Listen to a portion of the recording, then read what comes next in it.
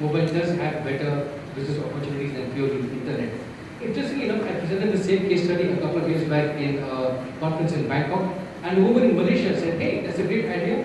I'm going to tweet Malaysian proverbs translated into English. So if you go to this Twitter account, Twitter/Malaysian without Malaysian proverbs, you can see this young lady tweeting one Malaysian proverb a day, translated from Malay, Tamil, various Chinese languages, dialects, etc. spoken in this region. Okay, so that's the power of social media business models. They can jump in some cases from one country to another, one culture to another, but not all business models translate. As Lars explained in the case of Japan, you need to translate the language, etc. to jump into other kinds of markets. The framework that I want to share with you for using mobile business is what I call the 8 C's of mobile media. As you can guess, they all start with the letter C. Connectivity means how many of your customers are online, in what kind of bandwidth connections, what kind of devices, what kind of content can you broadcast to them? Is it basic SMS or multimedia content through YouTube? How many communities of your customers can you identify? What demographic communities are there in your customer base? What culture do you have in your organization? What kind of capacity do you have? Are you doing app development in-house, or are you outsourcing this app development? How do you cooperate with the industry to set standards in mobile marketing, for instance, or mobile standards? How do you make people pay for content, and what kind of ROI models can you get? If you invest X amount into mobile commerce, what can you expect to get out in 1 quarter, 1 year, etc. So if you're doing mobile marketing or any kind of advocacy work, this is where you can use mobile. One is internally, you can use mobile to do different kinds of research.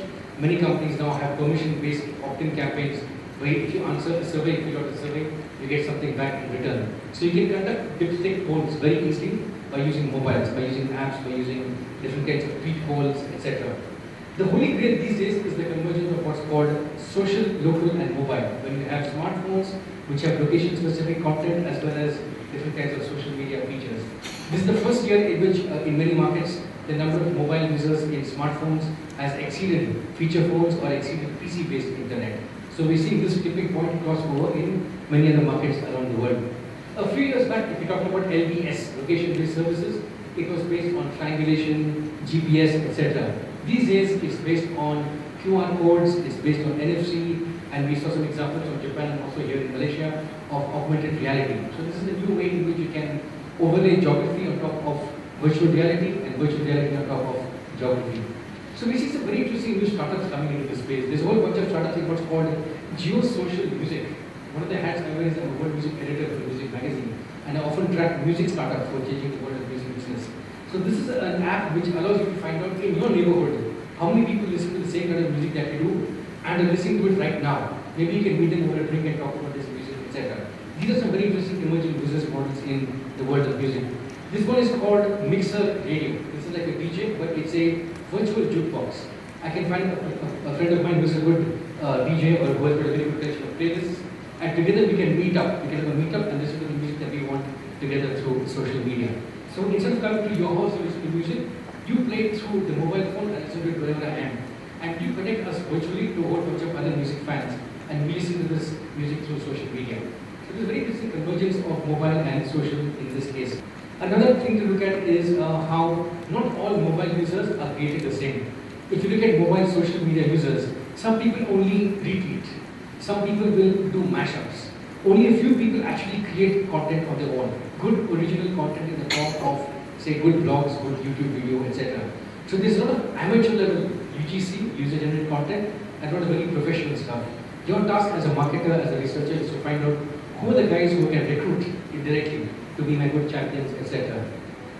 If you are a research analyst, you'll be looking at these different kinds of converging theories of communication theories. The first, of course, is mass media theories.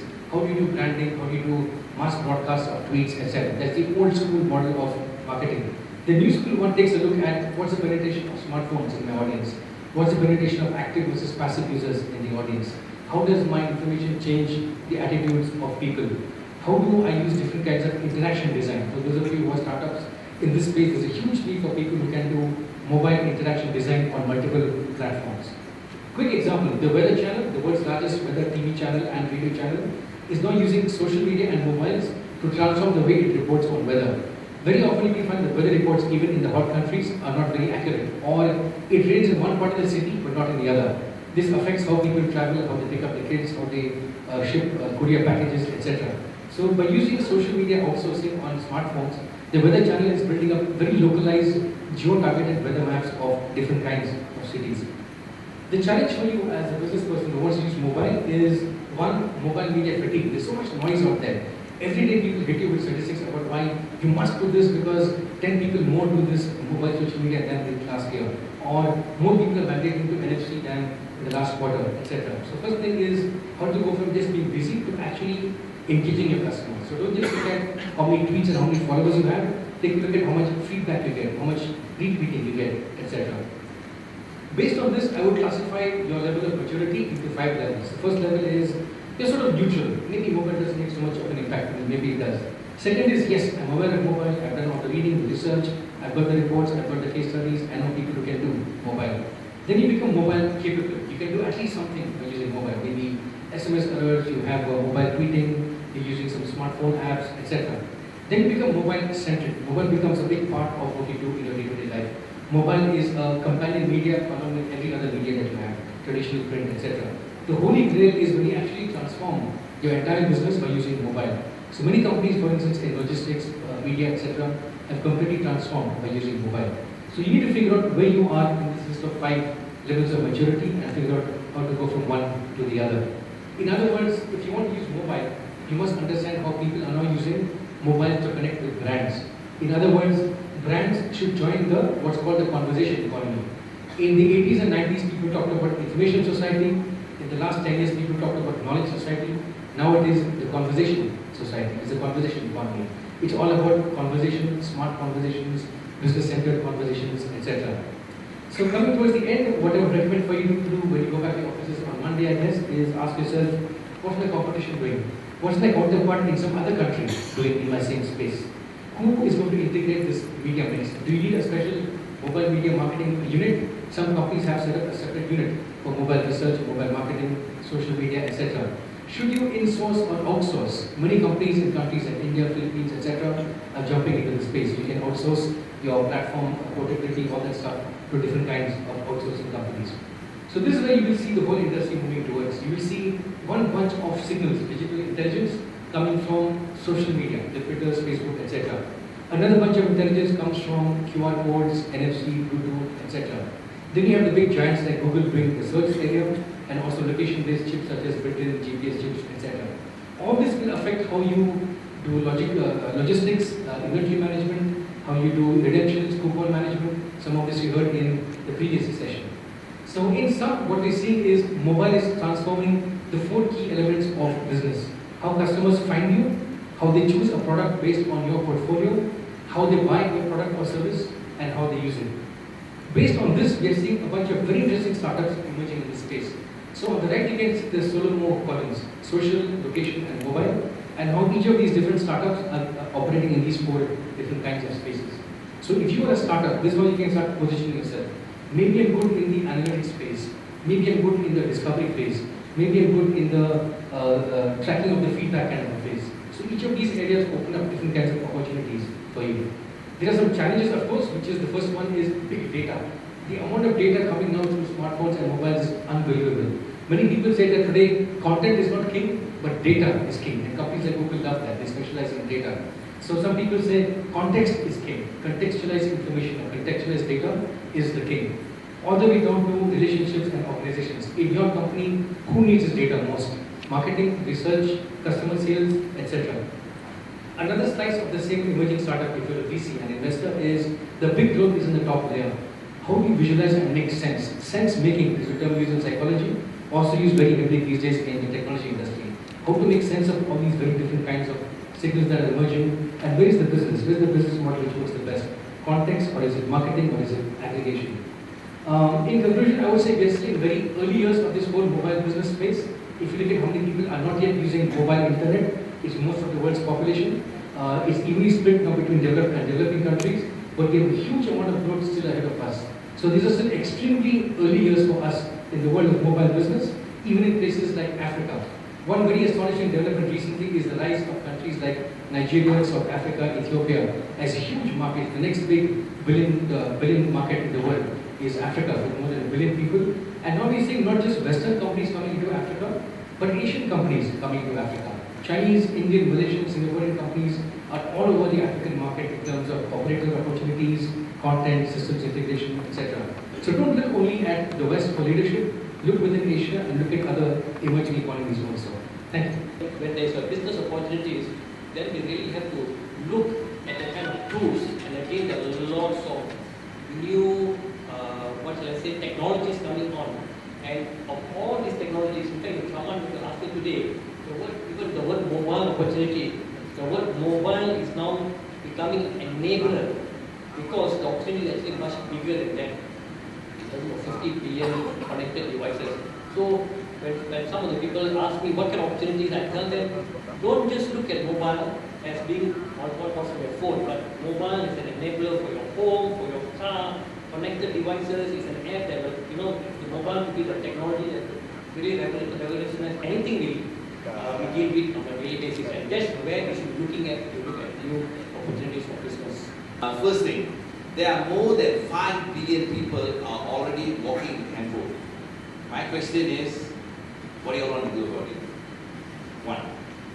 Second, since there are already 5 billion people walking on it, how and where? You see, out of 5 billion people, there are only 2 billion people are really connected, which means they have internet, mobile connection on their phone. And there is a statistic that within the next 4 to 5 years, the entire 7 billion people are going to be connected. How?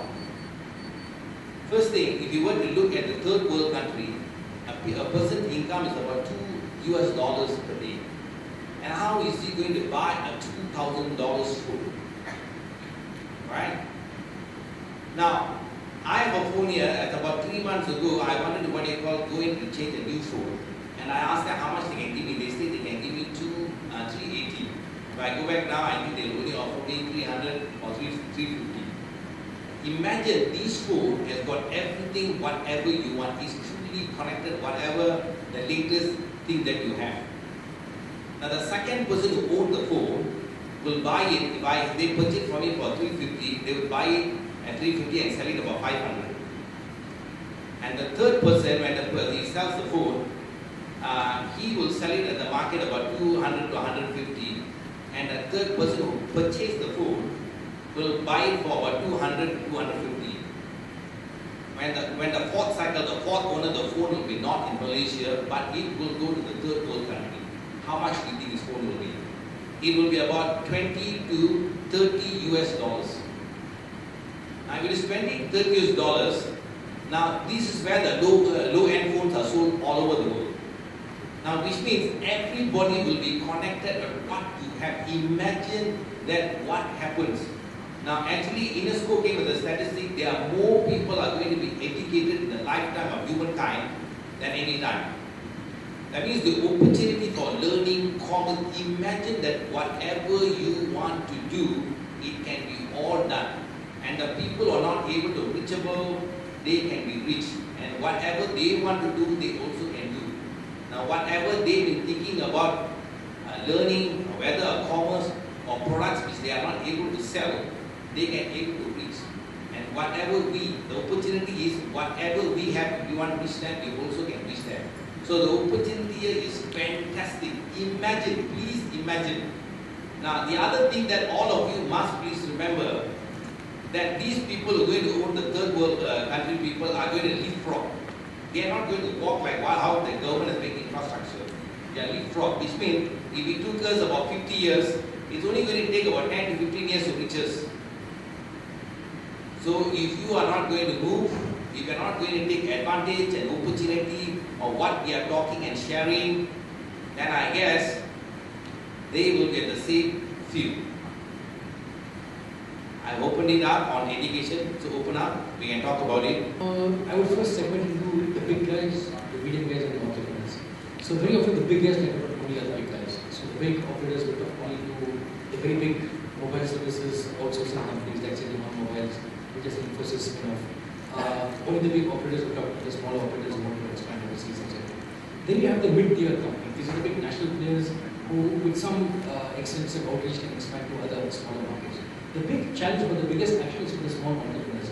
The small startup who's got a nice game or something, say in Bangalore, wants to go to Chile, wants to go to Malaysia. This is where networks like Mobile Money will go out. They have peer-to-peer connections with these startups, and they can tell you, hey, our market needs a startup like this. Why don't you come into our market?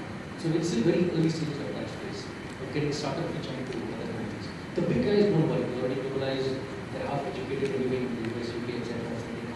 In my view, I think we are, as you rightly point out, we are at a stage which is a bit frightening, alright, and not many people know where we are heading, and Madan points out the very dangers, and various surveys have shown that people who are as young as our children below the age of 12 are already being exposed to things that you would not even dream of them coming into your house, but they are coming to your house through various ways and all that.